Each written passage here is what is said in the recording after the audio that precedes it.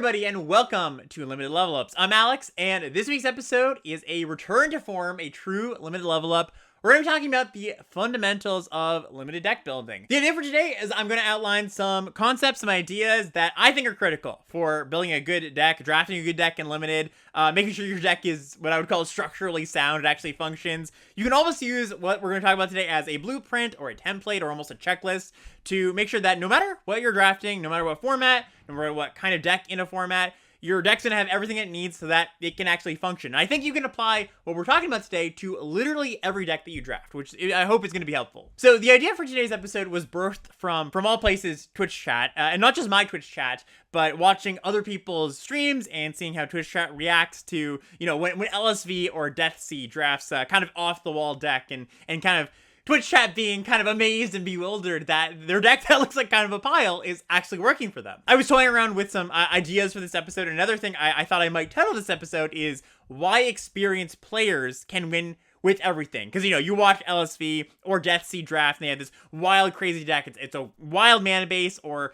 they're building around this one weird card. And when you try to do that, you try to build a 5-color mana base or draft your deck around one kind of odd card, your deck falls apart, right? The mana doesn't work, or you never find that card that you're trying to draft around, and you go, hey, what gives? Why can they do it when why can't I? And I think the reason that the experienced players can do well with these wild decks, aside from, being very good at gameplay, because that's important too, is that even though their decks look kind of off the wall, kind of crazy, most of the time, their decks are still adhering to the deck building fundamentals that I'm going to talk about today. You kind of watch and you're like, this shouldn't work. Why isn't this working? But the fundamentals are still there, right? And it's still a structurally sound house, right? It's kind of got weird interior design, but it all holds up, right? So I hope that you leave today's episode with a better understanding of these fundamentals so that no matter where you draft, what you're drafting, your deck's going to be functional. So I'm hoping that this episode can be something that people can turn to as sort of an evergreen reference. A lot of the ideas that I'm going to be talking about today, I've talked about it in the past in different episodes or various places, but I think that consolidating them all here in the frame or in the context of deck building is going to be helpful. I'm also going to try to scale some of these ideas for different types of players, right? So, for example, if we talk about mana bases, which we're going to, I'm going to cover what I think a beginner might need to know about mana bases, what an intermediate player might need to know about mana bases, but also where some of the more advanced players might falter from time to time. And also, this isn't going to be the absolute focus of this episode, but, deck building is going to be different for aggro decks, control decks, different decks in different formats. So anytime there is something that kind of goes off the beaten path or somewhere you can kind of modify the blueprint or the plan for what I'm going to be talking about today, I'm going to try to mention that too. And of course, just before we jump in, I want to shout out the Patreon, patreon.com/limited level ups. That's the place you can go if you like the show, if you like what we're doing here, if you like any of my content, honestly, the stream, the podcast, anything I do really, really does support the show, helps to keep going. And there's a bunch of benefits for you too. From the $1 tier, there's a $10 tier if you're interested in coaching.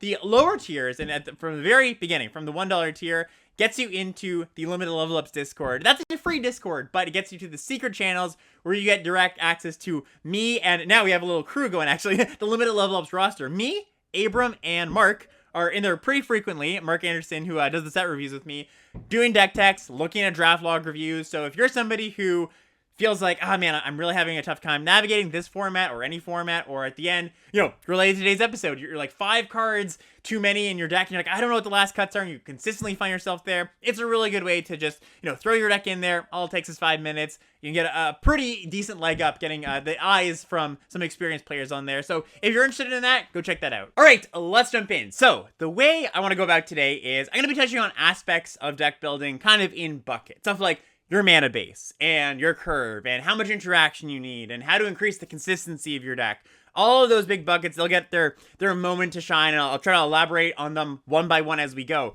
But before we get into those specifics, I think it's really important just to start from the very beginning, because when you're building your deck and you're thinking about deck building, it certainly doesn't begin once you're done your draft and you're looking at your pile of 40-something cards, right? It begins, as you might have heard, or you might have heard expressed, I've said this on the podcast before, in your draft, right? It definitely is all about, I would say the majority of your deck build should be happening as you're drafting.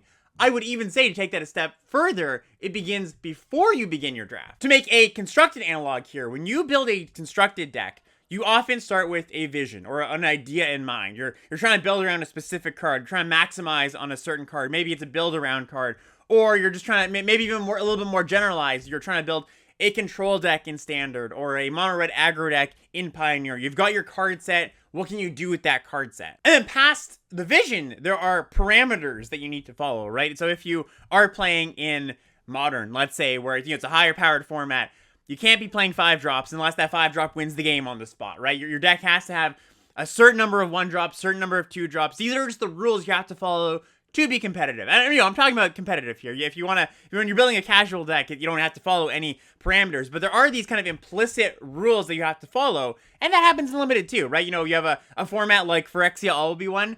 You're definitely restricted on how many expensive cards you can have. You really have to make sure you have 6, 7, 8 2-drops, or else your deck's just not going to function because of the context of the format. So, going into a draft, you need to know what a successful deck, the rough ideas of what a successful deck is going to look like. And then you can expand on that too. You can say, well, what does a good red-white aggro deck look like? What does a good ramp deck look like? What are the tools I need for those decks? Because if you have that understanding, that knowledge before you go in, as the draft is happening, you can more readily and almost preemptively know what you have to look like, and that makes the deck building process way easier, right? If you already have that goal in mind of, hey, I'm at the middle of pack 1, and I'm kind of looking like a red-white aggro deck, and, I need to pick up 8 2-drops somewhere down the line, and that's just a necessity for my deck to work. And that might not, that number, I'm just throwing that out there, but that's the kind of thing you want to be thinking about before you actually jump into the draft. And then once you have that knowledge and understanding of what a deck looks like in a certain format, what given decks look like, and here's, here's where the good players can apply their kind of legacy knowledge. Sure, maybe somebody hasn't played a format, but they've been playing Magic for 20 years. They don't know exactly what a red-white aggro deck wants in March of the Machine, but they have a pretty good idea. They know they're going to need that critical number of 2-drops. They know they're going to want Combat Trick. They know not to put, a 7-drop in their deck, for example. They're going to be able to apply that kind of stuff, even if they don't know the specifics. But of course, if you're invested, you can kind of do that deep dive, look in the specifics of exactly what a red-white aggro deck, for example, wants in a given format. So you bring that knowledge to the draft, and once you're in the draft, I think it's really important to frame the draft in 2 phases. I've talked about this before, but there's the navigation phase of the draft, and there's the deck building phase of the draft. The navigation phase of the draft usually lasts for the first pack and a half, I would say, pack in a little bit. And this is, you're just taking the best cards. You're just, trying to find your lane, trying to find your color pair, trying to find the open colors. Because, you open your pack, you're really not sure where you're going to end up. It's all about locking in power early rather than specifics of what a deck. You don't have that vision in mind to build towards because you don't know what you're going to open. You don't know what you're going to get past pick 5. You don't know what colors open. But I would say once you get to a certain lock-in point, right? You're like pack 2, pick 3, and you're like, okay, now I know I'm blue-red. That's when you need to transition from the navigation side of the draft to the deck building part of the draft. And once you're in that deck building part of the draft, you know your archetype, you know your color pair. With that knowledge you have before you've gone into the draft, you now know what you need to look for. So you are that red-white aggro deck, and hey, like I'm in the middle of pack 2, I know I'm red-white aggro, but I've only got 3 2-drops right now. I need to make sure I lock in those 6, 7, 8 2-drops. Or, hey, I'm a controlling deck. I've got a few good finishers. In March in the Machine, you've picked up Breach the Multiverse and maybe another expensive bomb. But you're in the middle of pack 2 and you only have 1 interaction spell. Well, that's just not acceptable for your control decks. You need to pick up more of that kind of stuff. So what this means is once you're in this deck building phase of the draft, you're sometimes going to make a worse quote-unquote pick, a less powerful pick, to make sure you're filling the right roles in your deck, right? Because that's super important. And this is why, a lot of times I hear people say, I feel like I can identify the good cards in a draft, but I don't know how to build a deck, right? I'm not sure how that comes together. And this is where I think if you feel like that, that kind of resonates with you, this is where I think you can really put some time into to improve. Because once you do say, hey, I know I'm going to be blue-red at the middle of pack 2, then ask yourself, well, what does a blue-red deck want? And what do I need to fulfill those requirements? What pieces do I have to pick up? Often, pack 3 for me is what I call like the hole filling pack in my draft, where I have the shell of my deck, and I'm just going to be like, hey, if I need those 2-drops, I'm going to take the 2-drops over a more powerful 4-drop, right? If I need some mana fixing, maybe I'm splashing. I've got 2 really powerful blue cards in my red-green deck, and I want to splash those. Well, if I don't have dual lands or Blight of Burgeonings or whatever it is, you gotta lock them in, and we're getting into the specifics of the numbers on those a little bit later. But, you know, often you hear people talk about being disciplined in draft and, you know, but making sure that they're not going off the rails. I think this is where discipline really comes in, because it is hard sometimes to be like, all right, you know, I'm drafting a blue-green deck, and I've got some good top-end cards already. Like, my top-end power is locked in. I don't need any more of that. And you open pack 3, and, you know, maybe you even have some fixing, and you open a Borborygmos and Fibblethip, right? Like the Teamer mythic that draws cards and deals damage to your opponent's things. Really good card. But in that same pack, you open a Streetwise Negotiator, right? The 2-mana 0/2 with backup 1 that assigns its damage equal to its toughness rather than its power. Well, if you only have 2/2-drops at that point, and you've already got your top end locked in, yeah, you should take that Streetwise Negotiator. And mind you, sometimes that high power level card is so good that it's like, okay, you know what?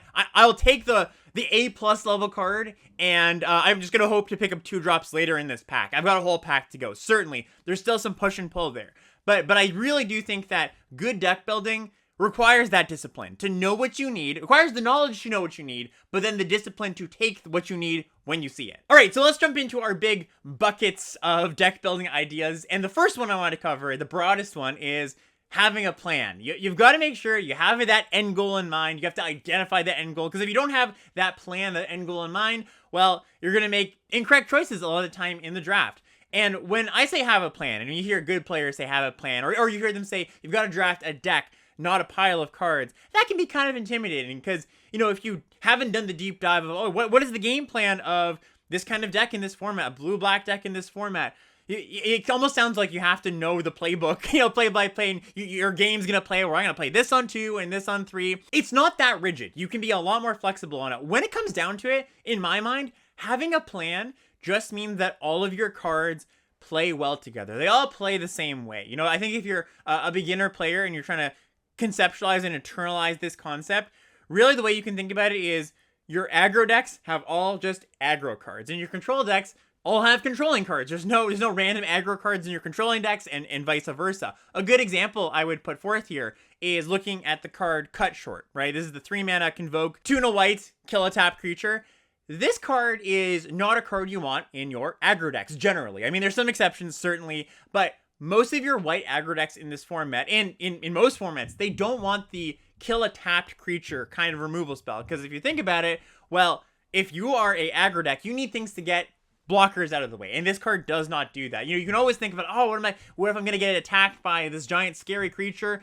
I'm gonna be happy if I have this removal spell. Sure, but most of the time, you're going to be in the position, you're going to be in the game state where you're the one looking to pressure. And when you're the one looking to pressure, your opponents aren't going to be turning their creatures sideways very often. They're not going to become tapped. And so this is a dead hand. It's too much of a reactive removal spell. And then, you know, not to say you can never play it in your aggro decks, but this is the kind of spell that I think gets way overplayed because people go, oh yeah, it kills a thing, but don't actually think, well, how is it actually going to play out in my games? The opposite of that is something like Phyrexian Censor. This is a 2 and a white 3/3 that says each player can't cast more than one non-Phyrexian spell each turn, and non-Phyrexian creatures enter the battlefield tapped. Great aggro card, right? It slows down your opponent. They can't double spell. I mean, that hurts you too to some degree, but that second line of text, their things come in tapped, or most things come in tapped.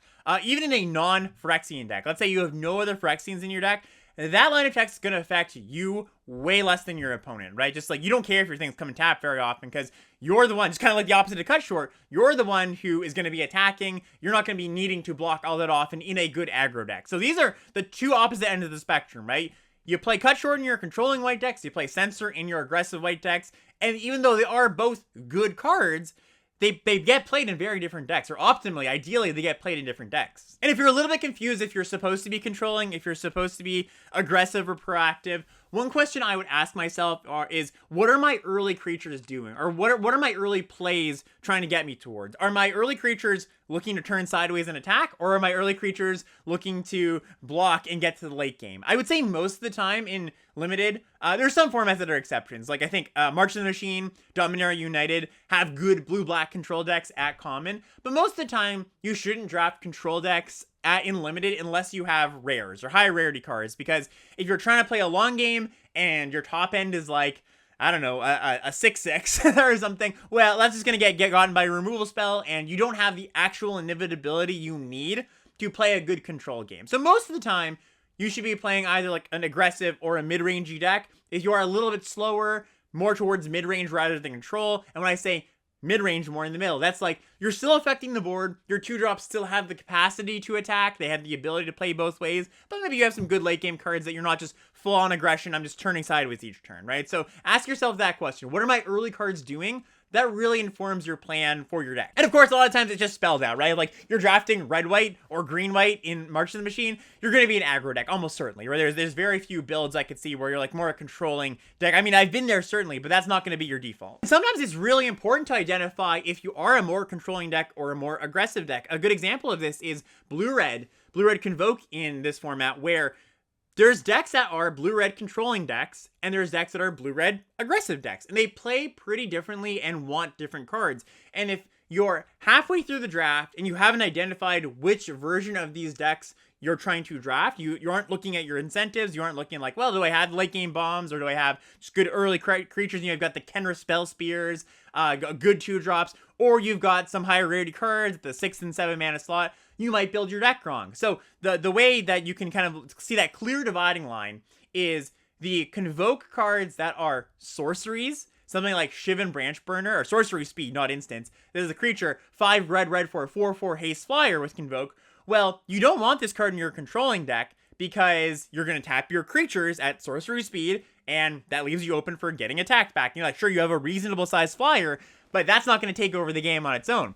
Something like Artistic Refusal or all the instants. This is the 4 blue Convoke, choose one or both counter target spell or draw 2 and then discard a card. Fantastic in the controlling decks, right? You just want to keep up your blockers, hold up other instants, and that plays into your game plan. And the thing is, both of the red-blue, the control deck and the aggro deck want a lot of the same pieces. For example, they're both going to play Rouse Reinforcements, the 2-mana red token maker. Of course, they're going to play Preening Champion. They kind of want the same structural core, but your payoffs are really going to change depending on what deck you're drafting. And if you're mixing the two, you're going to have a bad time a lot of the time. Your cards aren't going to play well together. They're going to have some anti-synergy. Okay, so let's move on to the intermediate side of having a plan, because I'm sure a lot of people are going, yeah, Alex, I know, aggro cards in your aggro decks, controlling cards in your controlling decks, but within those subcategories of decks, you still need to make sure that you're playing the right aggressive cards or the right controlling cards, both to line up with against the format. Certain aggressive cards don't work, certain controlling cards don't work,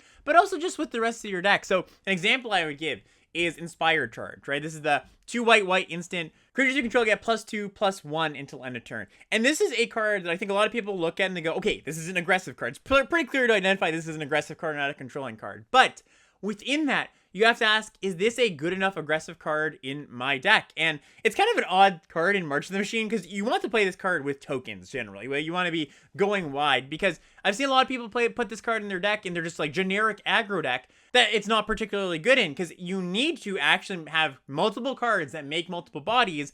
Otherwise, this isn't a card that carries out your aggro plan in the way you want it to. Because what's going to happen is if you just go 2-drop, 3-drop, 4-drop, well, if they're not playing anything and you go Inspired Charge, sure, it pushes a lot of damage, but if any reasonable opponent's going to keep pace with you, they're going to cast a removal spell, or they're going to play a blocker. And let's just say, for simplicity's sake, you go, I play a blocker, I play an attacker, they play a blocker, I play a attacker, they play a blocker. Inspired Charge isn't going to push damage the way you want it to, because you attack, they line up their blockers, sure, maybe you win a combat or two, but if you've got the same number of creatures as they do, then trades are just going to happen. And then you're back to where you start. Like, you kind of think of this as like, oh, it's going to be my finisher, and I'm actually going to be able to, push a bunch of damage and kill them with a bunch of unblocked creatures. That's not going to happen unless you have multiple Knight of the New Coalitions or something like that. So this is a card that, because there's not a lot of token makers in Mom, doesn't make its way into my decks very often. What you do want instead in that situation, because this is how the aggro decks do play out a lot of the time, when you go 1-drop, 2-drop, they go blocker. You want something like Bola Slinger instead to get a single blocker out of the way, which is the 4-mana 2/2 backup one. When it attacks, you can tap something. That's a much better card in most of your aggressive decks for pushing damage. So you need to have a critical eye for noting not just, hey, does this fit into the aggro or control bucket, but also, is this card going to function the way that I want it to? And, it takes some experience to kind of understand that, but it could also just be, you think about how your cards are playing out, and that is also a tricky thing in its own, right? I think more experienced players can visualize how their cards play out, where if you're newer to the game, or just, haven't been playing as long, maybe you haven't played with an Inspired Charge variant before, you kind of don't have that know-how of, like, oh, you do actually need tokens to make this card good. But that's the kind of thing that I think is, gets you to that intermediate level, actually asking, am I playing the right aggro cards in my aggro deck? And by the way, I also want to say, I'm using aggro and control as extremes here. Obviously, there's mid-range decks in the middle, and most of your decks aren't going to be super aggro or super control-y. It's just the easiest to illustrate a point here, right? And I think that, mid-range decks are going to fall somewhere in the spectrum of aggro control. You're going to have to make some judgment calls here and there. I'm just using those end of the spectrum because it does show the point I'm trying to make a little bit easier. Another consideration in this have a plan space is something that, once again, throwing it back to the players who do have a decent amount of experience and play a lot of limited sets, you tend to see patterns of cards that play well together. An example that I tend to use is when you have a lot of cheap interaction, card draw goes up a little bit. So there's the Invasion of Ran, right? Just the 4-mana draw 3 battle in that card. You're not going to put that card in every deck, but I am much more likely to put that card in my deck if I have a lot of cheap interaction spells, maybe 3 Final Flourishes, because not only are you going to be able to keep yourself alive in the early turns more often, so you can tap out on some turn or, use a lot of mana to just draw 3 cards, but also when you're drawing a bunch of cards, well, you're not drawing to a bunch of 6-drops, you're drawing to a bunch of cheap spells, and that, feeds itself. So it kind of works both ways. As you get more experience as a player, you tend to group these cards together and just know, and this is why you put a good player, pro player into any draft format, they can cobble together these synergies because there are these cross-format synergies that they're format agnostic. Card draw plays well with interaction spells. Instants play well with other instants. On the aggro side of things, combat tricks play well with menace creatures because you're going to force your opponent to double block. Trample plays well with double strike, those kind of things, right? So you're looking for these generic packages. And there's going to be some specific packages too. You have a Knights package or you have a Steel and Sack package. Again, just like with the Inspired Charge example, even though you are aggressive or controlling, you're still building within that, building more, kind of complex cores within it. And again, this is something that does take practice, but if you're looking to get better, this is something you should try to identify. And then on the more advanced side of having a plan, and this is something that is quite difficult to do, especially without playing your deck out. And often, when I'm deck building, I do make a few swaps after I've done a game or two, because I'm like, you know what, this isn't playing out exactly how I thought it would. But like I mentioned a second ago, really visualizing or really anticipating where you're using your mana on each turn, how your cards are going to play out, and what that means for your card choices. So, for example, there's the card Assimilate Essence, which is the 1 in a blue counterspell. I love this card. I talk about this every week, I feel. And this is a card that I love, but I don't like as much in blue-green, for example. Because in blue-green, you're tapping out a lot. You're playing things to the board. On turn 2, you often want to play a solid 2-drop or maybe a Portent Tracker, so that on turn 3, you're going to tap your Blighted Burgeoning. That means that this card's going to be fine in a lot of places because you go, okay, I can, maybe I play 2-drop on 2, I play something on 3, I play something else on 4, I hold it up on 4 with that other thing that I played. I can still double spell. And it's not ever going to be terrible, but it is something, that is enough where if I know I'm going to be playing something on turn 2, tapping it on turn 2, or the early parts of the game often enough, then maybe I shy away from taking Assimilate Essence. Or in the draft, I go, well, it's a close pick between Assimilate Essence and a card that I think is comparable. I'm blue-green. I want to, I'm going to be tapping out. This card's not going to be as good. Again, I mentioned instants play well with other instants. That's another little synergy for having a plan. Also, kind of a mom-specific thing.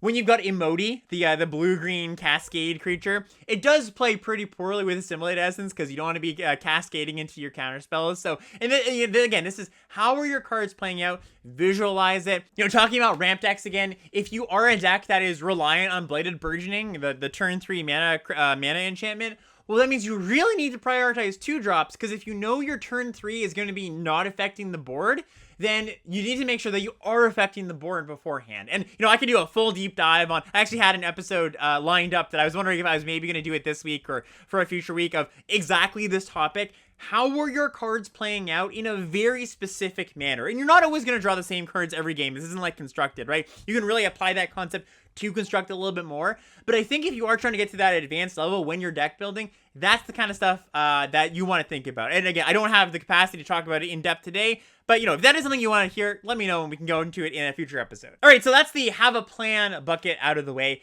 Next up, we've got synergy, and I think this is kind of related to having a plan. And if you want a really deep dive on synergy, 2 episodes of this podcast that I can send your way. Just recently, I had Neil Oliver on the podcast a few weeks ago. And by the way, if you're watching on YouTube, I do a few non-YouTube episodes where there's no video. Often when I have a guest on, the past few weeks I've had guest ons that are just on the podcast feed. So if you do want more content, go check that out. But we did a deep dive on build-arounds, or when not even just build-arounds, but when you have a card in your deck that demands something else in your deck to function. Something. The example that we used was Corruption of Tawashi, which is the 5-mana 4 and a blue enchantment that incubates 4, and whenever a permanent is transformed, you draw a card. Well, that card's not good enough on its own. You're not going to pay 7 mana for a 4/4 draw card. How many cards do you need to make this, worth it in your deck? And the number I kind of settle on is around 6 or 7, I think. But this is really important when you're going to try to figure out how much stuff do I need to make these types of cards work, or cards that need other cards. So go check that episode out if you want to get a deep dive on it. There's also an episode I did just a deep dive on synergy, where it's an hour long just talking about what you need for synergies to work, what kind of synergies are worth going after. So if that's in your wheelhouse, go check that episode out. But just quickly here, I think that, for a card like Corruption or Tawashi, you want to ask yourself, well, what do I need for this card to function? Or for it to pull its weight, right? I think that's really the question. How to make it not just, okay, it's a little bit of an understated card. Well, I think you need to draw 2 cards off this before it's good. So what does that mean? You need to draw this card plus another card that transforms. That means you probably need, like I said, around 5 or 6 cards in your deck, so you can see at least 1 in the course of the game. Another example might be Furnace Rains, which is the active treason, 2 and a red sorcery, take something until the end of your turn, and you can, if that creature deals damage, you make a treasure token. How many sacrifice outlets do you need to make this card, functionally a removal spell? I would say about 3 or 4 before you're happy. Also, I should say, on the topic of synergy, and this is something I really went in depth on the synergy episode, is my observation from doing a lot of coaching and just watching a lot of limited players play, is I think too often people will choose to draft worse cards than they need to and include worse cards in their deck than they need to for synergy purposes, right? I think your baseline for limited should just be put as many generically good cards in your deck. Like cards that are just, if you're looking on 17 lands, the highest game in hand win rate cards, basically.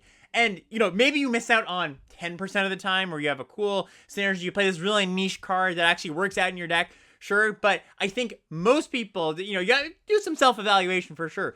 But I do think most people tend to play bad cards to make other kind of not great cards work, rather than just in the draft going, hey, I could take this solid hitter 8 out of 10, or I could take this 6 out of 10 that might work with my other 2 cards in my deck, that if I draw them together, they can make it 8.5 out of 10, right? You don't want to be approaching synergy from that way. Like, I see synergy as the cherry on top, right? You got your deck together and, oh, hey, these 2 cards are pretty good and they work together too. Now, I do want to quickly address, and again, if you want that deep dive, there's those other episodes, but I do want to quickly address the times when you do have a card that is a really weird build around or a really niche card that it does make sense in your deck. So I think the framework, if you do decide to put a kind of weird sideways synergy card in your deck, the framework you want to think about is, 1, how often will that thing that I'm trying to accomplish actually work? And 2, what is the end state? What is the payoff? What am I actually getting when it works? Because if both of those aren't present, you have a problem. Because if one, that thing's not going to happen very often, you have a 2-card combo in your deck that you just aren't going to draw very often because you're just not going to draw both those cards in all your games. Then the times you draw the 1 card, well, you're going to run into some trouble. And also, when you do draw those 2 cards together, or maybe the 2 groups of cards, you could certainly have 6 cards that fall into category A, 6 cards that fall into category B. What's the actual outcome? Is it a really good outcome? Well, then it's actually worth going after.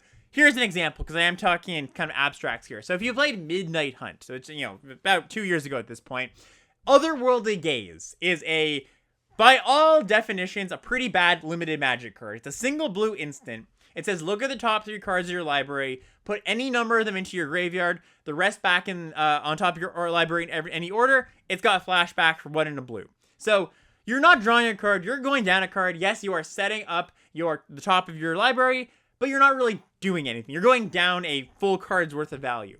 But of course, in Midnight Hunt, there's a few things that kind of shift things, where there were flashback cards you could cast from your graveyard. There were disturb cards, creatures you could cast from your graveyard. There were spell matter synergies, where you have this otherworldly gaze. It's 2 spells, really, because you cast it once in the front end, once in the back end, right? So if you have the confluence of all the right things, you have, I would say, 8 cards that you could cast from your graveyard, and maybe a few other spell matters cards that when you cast your otherworldly gaze, you're like, great, I get a trigger on something. And the output of that combo is, well, otherworldly gaze is actually, quote unquote, drawing me multiple cards, because milling 6 cards when you have, I don't know, 8 or 9 flashback or disturb cards in your deck, that's a draw 2. It's going to be a draw 2 a lot of the time. You're going to bin a lot of those cards, a flashback card or disturb card or 2, a good amount of the time. If you've got that number, that core number of maybe, 8, 9, 10, around that area, yeah, I would play Otherworldly Gaze. But that is a very specific example where both the payoff is good. Again, you're drawing 2 cards for 1 or 2 mana. That's a very good deal. And it's going to happen often enough. So just my final word on synergy here. Be very careful. Play good cards. Don't play bad cards. You're going to win a lot of games just with good cards in your deck. And as you become a more critical-eyed player, you're going to figure out the times when those synergies work. And it also takes some trial and error, right? Sometimes you're like, hey, this could work. You try it out and you're like, hey, that actually didn't work so well. And you have to ask yourself then, well, going back to that framework, is it the payoff? Was the payoff not good enough? Or was it not consistent enough? I didn't have enough cards in my deck to actually play with this bad card. I should also call out that, I'm kind of, it might sound like I'm kind of pulling numbers out of nowhere. Like, oh, you want 8 of this card to make it work. You need 4 for this card. This is based in math, and a lot of this deck building stuff I'm talking about through all the topics today is going to come from math. And I know I'm by no means a great person in math, but I do know how to use a hypergeometric calculator. If you've never used one before, just type in hypergeometric calculator into Google. You might have heard this before on, I think Limited Resources talks about this a lot. Some other limited podcasts do mention this a bunch. But basically, it's just this calculator that gives you 4 slots to input. It's like, how many cards are in your deck? How many cards do you need to successfully get to what you want? It'll ask you 4 questions, and you put in those 4 numbers, and then it puts out, well, you're 60% or 70% likely to find the things you need. You can do this for lands too. Like you keep a 2-land hand and you need an island. Well, you plug in the numbers in your next 3 draw steps. How likely are you to draw a red source, right? So you kind of have to have the end goal of what is an acceptable number for this card to function. But if you have that, just type in hypergeometric calculator on Google, and that is where I'm pulling a lot of these numbers from. All right, the next deck building topic that is oh so important, it's going to be relevant for every single deck, is your curve. And the beginner thing that I have to say, and this is just, one of the things I love about Magic, I love me a good cheap card. And I would say that I definitely fell victim to this when I was learning Limited. I just didn't draft cheap cards highly enough. I didn't have enough 2-drops, didn't have, didn't recognize the value of a good 1-drop for a while, and now I've come to, really, really love them. But I do think that one of the critical failings of a deck can just be when someone says a bad curve, or at least in my mind, a bad curve just means you don't have enough cheap things. Because, you can get away with not having enough expensive things. That's usually a lesser failure of the deck, right? You definitely get by with just a bunch of good cheap cards, even in non-aggro decks. But you can't have the opposite, right? So in the draft, of course, just make sure you're taking cheap cards highly. If you do get to the middle of pack 2 or pack 3 and you've got 2-drops, you got to make sure you pick some up. Prioritize them over almost everything, because your deck's just not going to be functional without a bunch of cheap cards. Just, think about the times when you're on the draw, your first card is a 3-drop. Maybe it's not even a board affecting 3-drop, and your opponent plays a 2-drop. Doesn't even have to be a scary 2-drop. Could just be a Wary Thespian, a 2-mana 3/1. Well, you're going to take probably 6 damage from that thing, and that right there is where you might have lost the game. Just to throw out some numbers here, I would say that most decks, saying just, mid-range and controlling decks, you're aiming for 6 things to do before turn 3. And that can be interaction spells too. It can be a final flourish. It can be something that affects the board, just so you're not falling behind. When you do get to aggro, though, I would say you want at least 7 or 8. Because if you don't have that number, you're just not a very good aggro deck. And with aggro decks, the more the better, honestly. As long as your 2-drops, your cheap cards are good cheap cards, I'll play as many as I can possibly get. Because often, the good cheap cards are cards that are good as the game goes on. You're like premium 2-drops like Kenra Spellspear, like the 2-drop red creature with trampled prowess. You can transform it. I would play as many of those as I possibly could, you know, and that is just true for most good aggressive cards, that they're good early and also pretty good late. It's mostly about consistency for those aggro decks, because if you don't have a 2-drop in your opening hand, especially if you're on the draw, that's probably just a mulligan. Like, you probably just can't afford to not play a 2-drop on 2. For the more controlling decks or the more mid-rangey decks, you would really like to have a 2-drop on 2 when you're facing an aggressive deck, but sometimes when you're facing an equally mid-range or controlling deck, you don't mind not affecting the board. But, you know, it's always good to do so if you know, the person who gets on board first often is advantaged. And so I guess something I kind of want to instill is, you know, you look at a card like Acre Drinker, which is, you know, 1 mana, 1 on lifelink, exile it from your grave to incubate 2. It looks like it's a good card in the format, right? It's a card that definitely has pulled its weight. But this is a card I think a lot of people looked at before they played the set and are like, like, whatever, it's not that impactful. You know, you don't need too much for your 1 mana cards to be impactful, especially these days when they do push them quite a bit. The value of this card isn't its card text or its power and toughness, although those play into it. It's the fact that it costs 1 mana, and you can fit that in anywhere to your curve. You can, you know, if you play this on turn 1 and your opponent has a Wary Thespian, a 2-mana 3-1, they look pretty silly, right? You're just like, all right, sure, I guess I have to trade with that at some point, or I just, you know, don't attack and block with my Wary Thespian. That's not a good feeling either. So just, I really can't stress how good it is to have cheap cards, because it's not just about turn 1 and turn 2 as well. It's about later in the game. It's about double spelling. It's about on turn 5, maybe you fall a bit behind, but then you have a good double spell turn where you cast a 2-drop and a 3-drop, or 2 1-drops and a 3-drop or something. That is a kind of a hidden way that you lose games when you're just not able to affect the board in a timely fashion a lot of the time. And that's not from a defensive standpoint necessarily. That's from the aggressive standpoint too. You know, if your deck, I was saying those aggressive decks, they want as many cheap cards as they can possibly get, the good cheap cards anyways. If you can just go play a 1, play a 2, play a 2 and a 1, and then play 2 2-drops on 4, you're going to be so far ahead of your opponents, and that's how you run them over, basically. You are just spending mana more efficiently than they are. So yeah, that's the cheap cards, and again, like I said, when I say to somebody, you have a bad curve, or, you know, your curve looks kind of wonky, that generally just means you don't have enough cheap cards. I think sometimes people use the phrase, the curve is bad, as they don't have the perfect staircase of, you know, 7 2s and 5 3s and 3 4s and 2 5. You don't need that.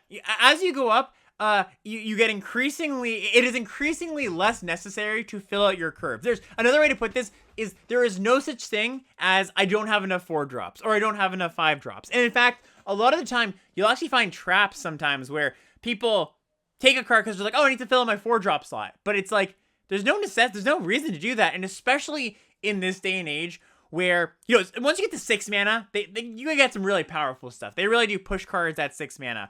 But I think they've been very careful to not have 4-drops and 5-drops, not push them too much at the common and uncommon level, so that they don't invalidate the 2-drops and the 3-drops. Because that's a problem they've had in the past, and they've kind of remedied that, I think, in recent years. But what that means is you should put even a lesser priority on 4s and 5s, unless they're exceptional, because a lot of the time, your 2-drops and your 3-drops actually interact well against opposing 4-drops. Now, your opponent plays a 4-mana 4/3. Well, your Wary Thespian attacks into that thing just fine, right? Because they can't afford, or they do want to hold back pushing the 4s and 5s, that limits the number of 4s and 5s I want to put in my deck, because they're just going to be less powerful. They're less bang for your buck, is what it comes down to. Like, I just want to have as many good cheap cards as I can, and maybe I have some expensive stuff in there, but it's all pretty interchangeable, honestly. So, you know, don't be a player, you know, I've talked about this before too, but don't fall for the trap of, oh, I want to have my curve look aesthetically nice. I have, you know, that perfect staircase going up the curve. It's something that I think our human pattern liking brain really would like to see. But in practice, in a strategic game of Magic, it doesn't matter that much because, hey, you can cast on turn 5 a good 2-drop and a good 3-drop. Yeah, and like I'm not saying that all 5s and 4s are bad. I'm just saying you should probably devalue in your mind how good a 5 or a 4-drop is, and bump up the value of how good the 1s and 2s are, because inherently the value of those cards are their mana cost and how flexible they are. Take March of the Machine, for example, right? I've been talking about this for a lot of weeks, but just go down the list of 4s and 5s in March of the Machine. Most of them aren't very good, and that's partially because they can't push them to the level that you would want to spend 4 mana and 5 mana for without invalidating the 2s and the 3s. Because, if they made like a 5 mana 6/6 with a good ability, I mean, sure, like a good ETB ability. Maybe it gains some life, maybe it draws a card. Actually, a good example, Tangled Skyline, right? The Phyrexian enchantment that incubates 5. That's a good 5-drop, but that's one of the more pushed cards at uncommon in this set. If those were the kind of 5s and 4s they commonly printed at common and uncommon, great. But that's not generally the case. Now, once you get to 6 mana, that's when they, I think they've actually pushed the 6 and above mana cards recently too, because they're like, hey, we want people to play with a wider range of cards, and we don't want people to put 6-drops and 7-drops in their deck. And by the time you get to 6 mana, the 2-drops I think should be invalidated to some extent. The 3-drops should outstay their welcome, and you get punished for playing all cheap cards. You want to have some expensive cards in there. Again, if you're not an aggro deck, that kind of changes things, right? And so the good 6 and 7-drops, keep your eye out for those. Those are definitely worth playing. And you can definitely, again, go down the list of March in the Machine cards. You're going to see a lot of good 6 and 7-drops in the format. And what this comes down to is this is where you get the idea of the U-shaped curve. And I've talked about this before. I think Sirkovitz has done a data analysis on this too. But the idea often in a lot of formats is you actually want your curve to be really full of cheap cards and, reasonably full of expensive cards. And I'm not talking like, I think you want maybe 4 cards that are like 6 mana and above. And in the middle of the curve, there's just like not that much there in the 4 and 5-drop slot because of the dynamic I'm explaining here. And so the traditional staircase looking curve doesn't actually work in practice very much. So that's like my baseline for my curve. And just to give out some numbers again, aggro decks, as many cheap things as you can possibly have, maybe an expensive card or 2 up at the top if they're very good. Controlling decks or mid-range decks, it's about the same, right? And don't confuse controlling with all expensive stuff. Control decks want to have as many cheap cards as the aggro decks do because they can, or at least almost as many, so they can keep pace, right? You want to make sure your early cards are interacting. But of course, you do, after the dust settles, want to have a few more expensive cards too. And you even see this dynamic in aggro formats. All will be one. Phyrexia all will be one. I think that was a great U-shaped curve format where you'd play a bunch of 2s and a bunch of 3s so that you don't get run over. And if your opponent stumbles, you get to run them over. But then, since the middle of the curve, for the most part, and there was, for what it's worth, more good 4s and 5s in that format than there are in March of the Machine, you did want to have some top-end stuff so that once the dust is settled, both players come to the table with a bunch of cheap cards. Those expensive cards do take over, and you play your good 6 or 7-drop, and your opponent's like, well, that's really tough for me to deal with, because I front-loaded my deck with a bunch of cheap things, expecting to face only cheap cards, and you can kind of get them there, right? You do get to go over the top of them a lot of the time. Going slightly deeper on the specifics of your deck, you gotta consider your deck context, right? So, certain cards are gonna get better or worse if you have more expensive cards or more cheap cards in your deck. A good example is Convoke cards. Like, if on turn 2, you're playing a 2-drop consistently, something like Temporal Cleansing, which is the Convoke interaction spell that puts a card on the bottom of your opponent's library or a second from the top, whatever they choose, or Meeting of the Minds. These cards get a lot better if you're playing a 2-drop on 2 consistently. Where maybe if your 2-drop is instead, you have more interaction in the 2-drop spot, these cards are going to be a little bit less good, right? So just like I was talking about with the Assimilate Essence example, where you really want to think about how your deck is playing out, that touches on the same ideas we're talking about with Curve here. Really ask yourself, hey, what am I doing on 2? How does that affect the things I am doing a little bit later in the game? All right, next up, we're going to talk about some interaction spells. So all decks, I would say for the most part, need interaction of some kind. And I think it's a pretty large umbrella term. I'm not just talking straight up removal spells, Deadly Derision, kill a thing. I'm also talking about stuff like, Far's Dispersal, which bounces a creature, Temporal Cleansing, which, I just talked about that, puts it on the top or bottom. I think that people often look at something like a Far's Dispersal, look at a Temporal Cleansing. They don't see these as like true interaction spells, but they are for the most part, because if you just think about the two situations where you're either an aggro deck where, you just need to get a blocker out of the way. It doesn't matter that that thing's gone forever. You would really just like to be like, all right, get your thing out of the way so I can get in for an attack. You're playing a bunch of cheap creatures. Your interaction spells act as, well, I'm just, getting something out of the way. Or if you're a controlling deck, the reason as far as Dispersal is so good in the controlling decks is it's extremely good at interacting efficiently. It's only 1 mana so much of the time. And your controlling decks can kind of afford to go down, quote unquote, go down a card, right? Like the Surveil is a big part of that card too, where you're like kind of going up half of a card because you sometimes get lands out of the way that you don't need, or you dig to your lands that you need. But the fact that you have other card advantage in your deck means that it's okay to play a bounce spell, which isn't a full card worth of value, because then you're going to refill up and make up for that card disadvantage a little bit later.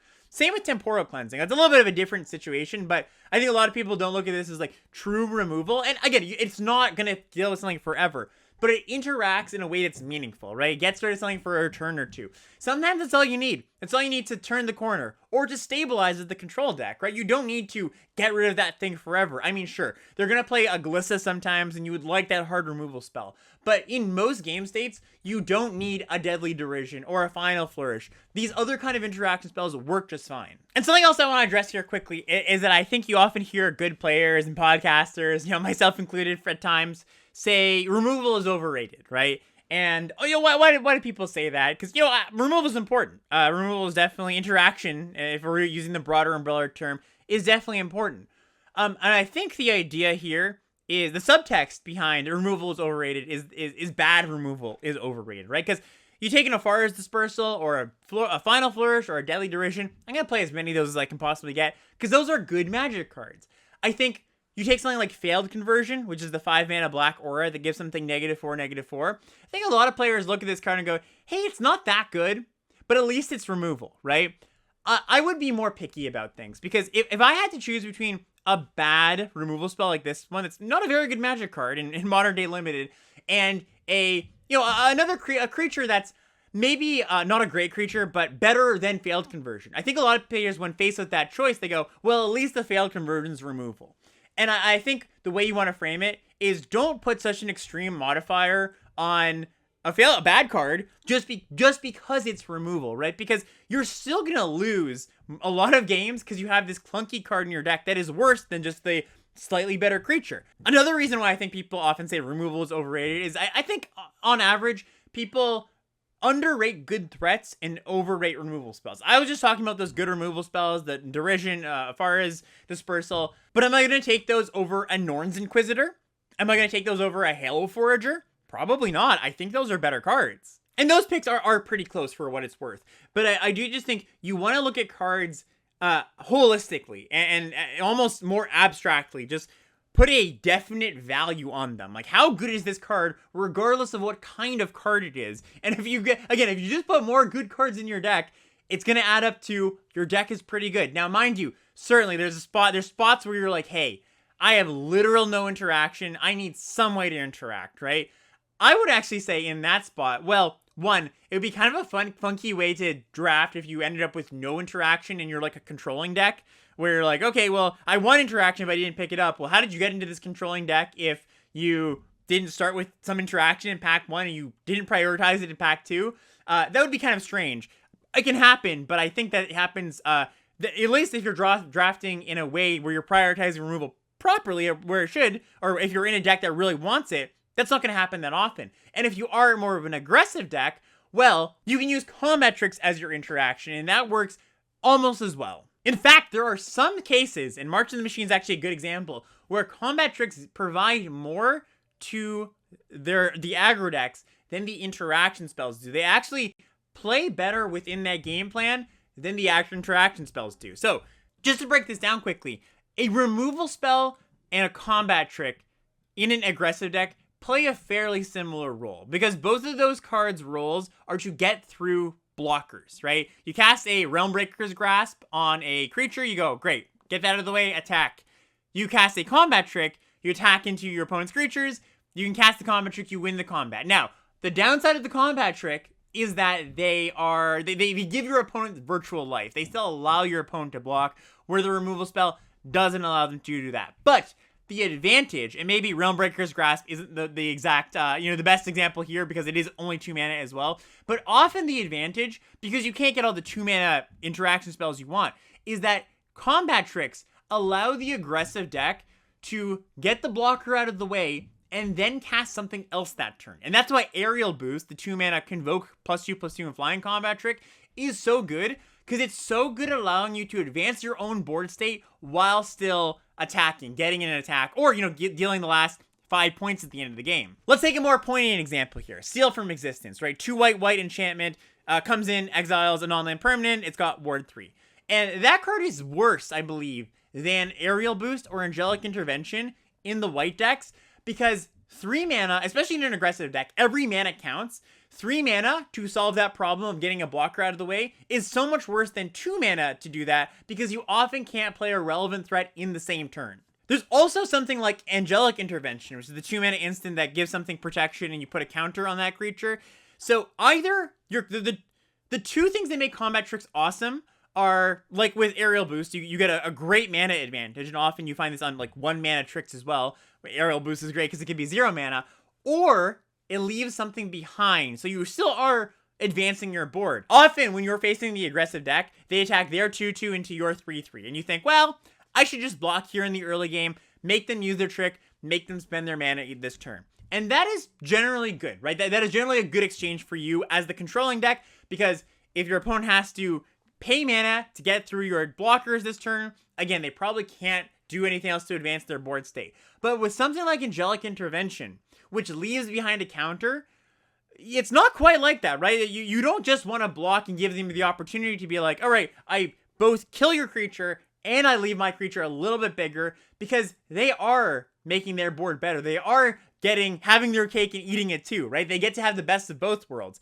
Something that doesn't, combat trick that doesn't leave something behind, that's a lot different, right? That's going to be a different ball game. You do just want to say, hey, I'm just going to block here. It's going to be fine. They have to spend mana if they want to get through my creature. But something like Angelic Intervention obviously doesn't have that issue. They are still making their creature bigger. I mean, it's not as good as playing another creature, but you do have to consider it still, and it does advance their board state still. So, long story short, removal is still good in aggressive decks, but sometimes tricks play the role of removal even better than some of the clunkier removal spells. So that's kind of the way you want to weigh it.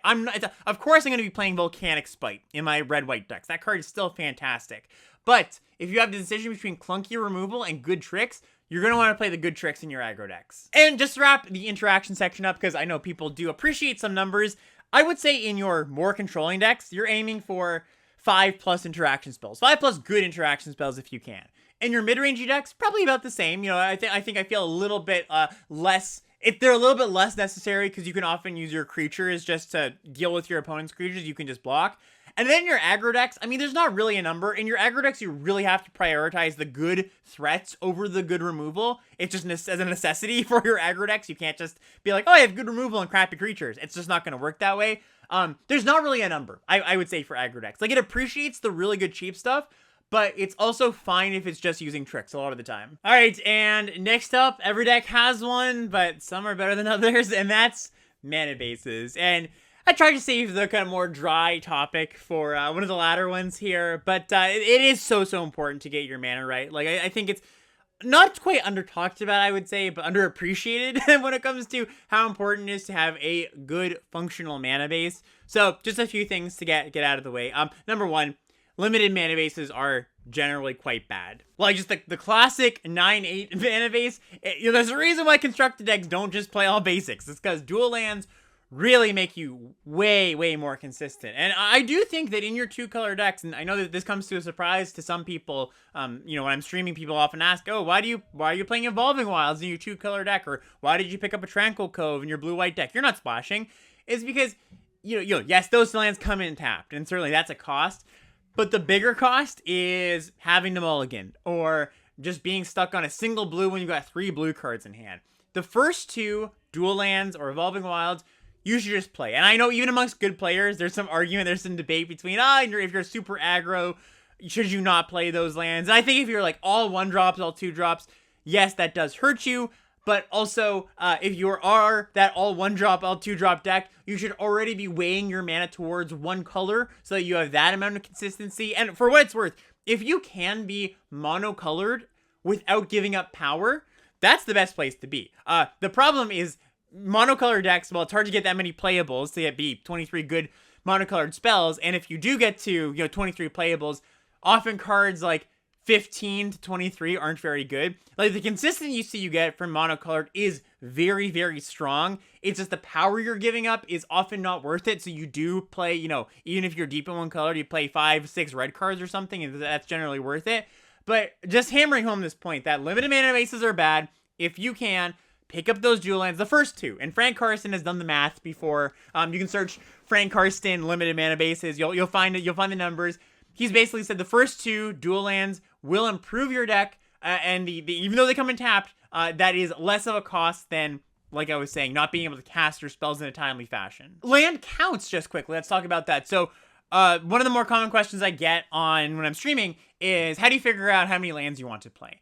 And 17 lands is the gold standard for a reason. The reason we play 17 lands, the two reasons generally are, one, to have enough sources of your main colors, because 8 is like the bare minimum of what you want for your main colors. Even when you're splashing, you want to ensure that you have 8 sources of, if you're a blue-black deck, you have 8 blue sources or 8 black sources. And then you get that 9th in there for, the color that you might have. Some double pipped cards, like say if you're a blue-black deck and you have 2 deadly derisions, well, you move towards 9 swamps instead of 9 islands, for example, right? Ideally, it's like, you got like 9, 10, like, the more the merrier sources, but you just can't fit in, you can't play 20 lands, right? Like, ideally, you want 9, and that's why we play 17 lands generally, not 16, with an 8 and 8. You want that 9, but 8 is that bare minimum. The other reason we play 17 lands is so that we can hit 4 lands on turn 4. And I think 4 lands on turn 4 is about the number you want, because that allows you to play, most of your hand out. It allows you to double spell. You're not going to be stuck single spelling for most of the game. It allows you to play Magic, basically. It allows you to get to that threshold. So 17 lands is that baseline, even in best of 1. And I think this is maybe a little bit controversial.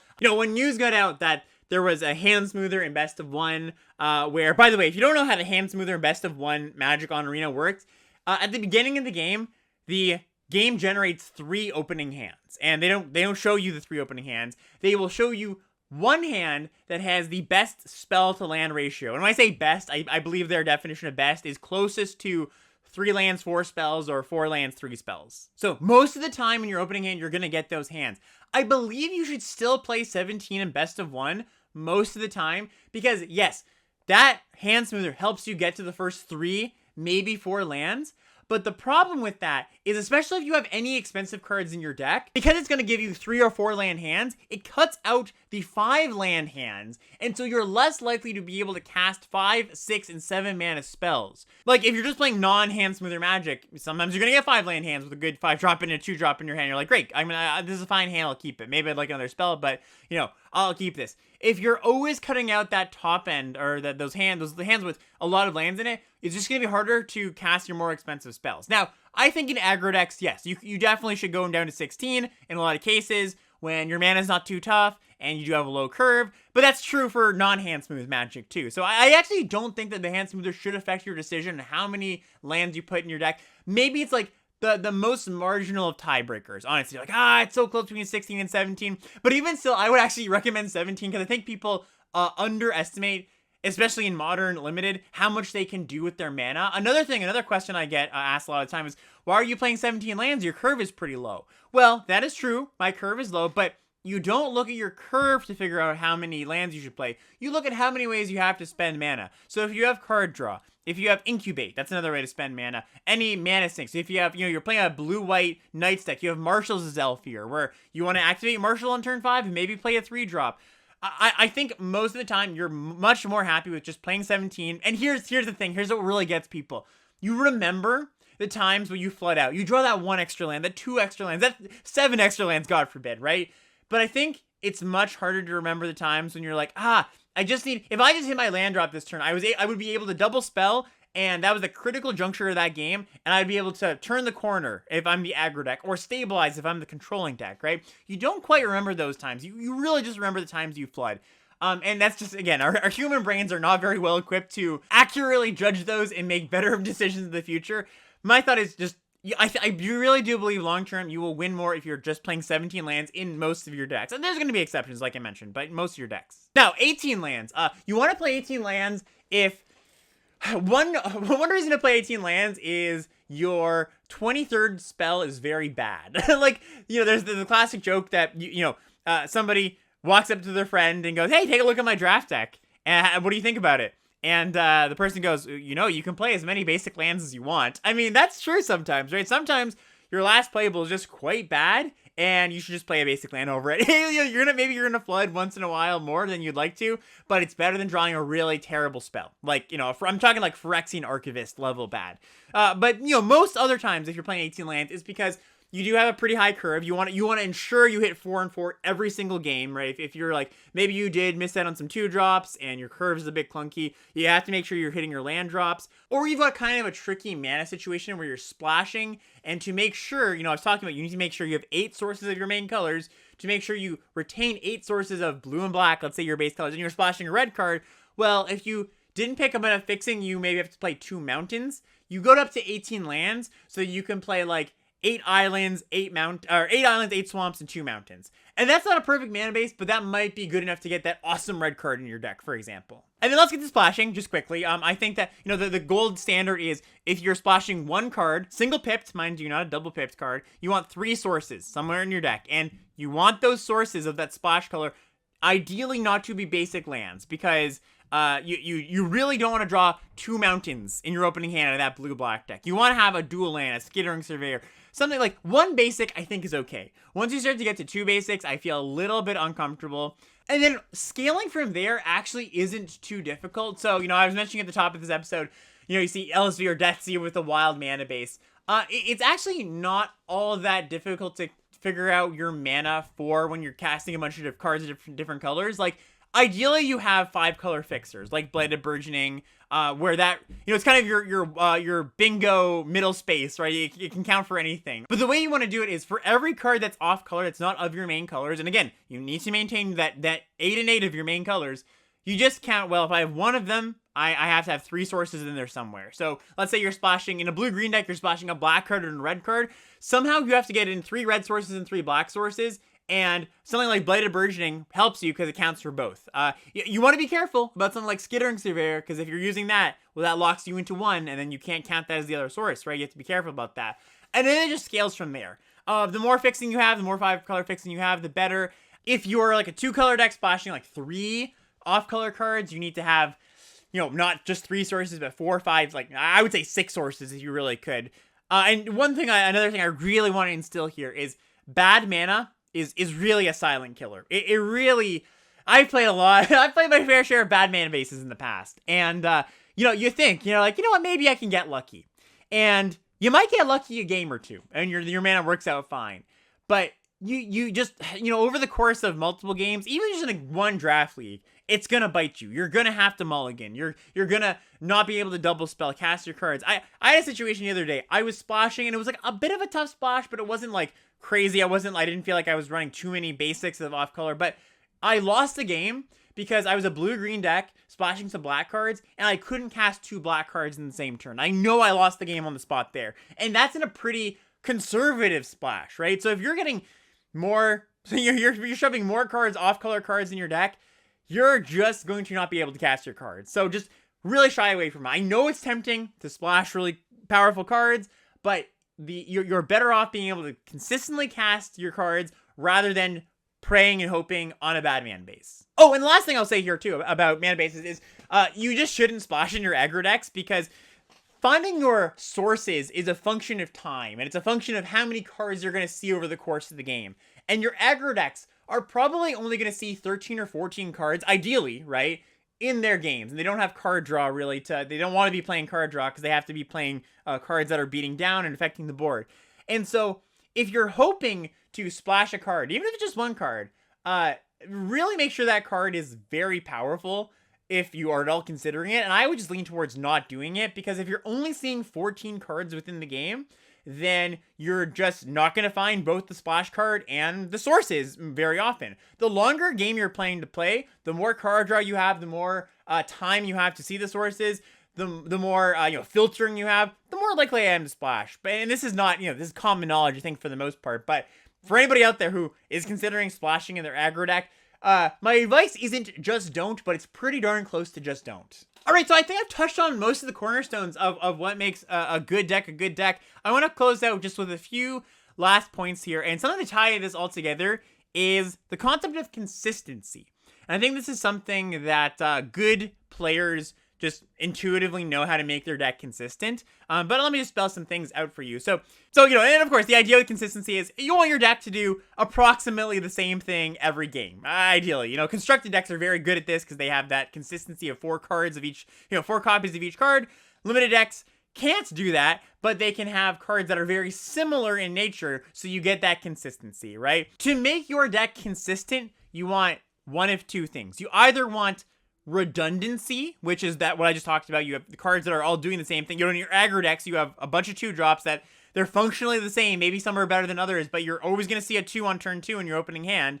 Or you're seeing extra cards with card draw, right? That's what the control decks want. Like, maybe you only have one bomb in your deck, but you're going to find it pretty often because you have card draw. That's kind of the idea. And the aggro decks are all about redundancy. The slower decks are about seeing more cards, generally. That's how consistency plays out from an aggro perspective and a control perspective. If you're following the guidelines that I've talked about today, your deck is going to be naturally consistent. It's just going to function. It's just going to work. You're going to have to mulligan less, which is just awesome, right? It's great to be able to mulligan less. And I think an example that really highlights consistency, or maybe the opposite of consistency, is, you know, in the past few years, they've really tried to push this like red-white equipment theme in a lot of sets.